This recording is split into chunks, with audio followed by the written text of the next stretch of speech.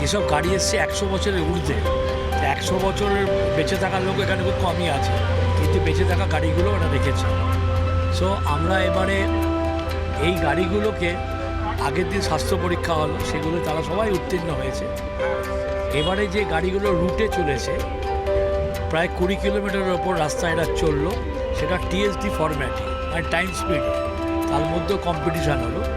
এই কম্পিটিশানের result first, second, third যেটা বেরোবে, আমরা রেজাল্ট করবো সামনের রবিবার এখানে। তো মোটের ওপর আমার 100টা গাড়ি এখানে হয়েছিল। আর মোটরসাইকেল এবছর আমরা নিতে পারিনি, জায়গার অভাবে। সে করি সামনে বছর আবার আমরা নেব। তবে এই র্যালিটা, এই শীতটা চলে যাবে, তার মধ্যে লোককে একটু আবার আনন্দ দিয়ে গেল চলে যাওয়ার আগে। এটাই অটোমোবাইল র্যালি শেষ।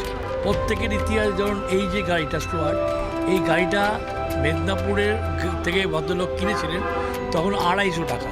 এই গাড়িটার দাম, তার বিল অবধি আছে এখন। এই গাড়িটার আজকের তারিখে কোনো দাম নেই, মানে 50 কোটিও হতে পারে, 100 কোটিও হতে পারে, যদি এনারা কোনো দিনে ছাড়েন।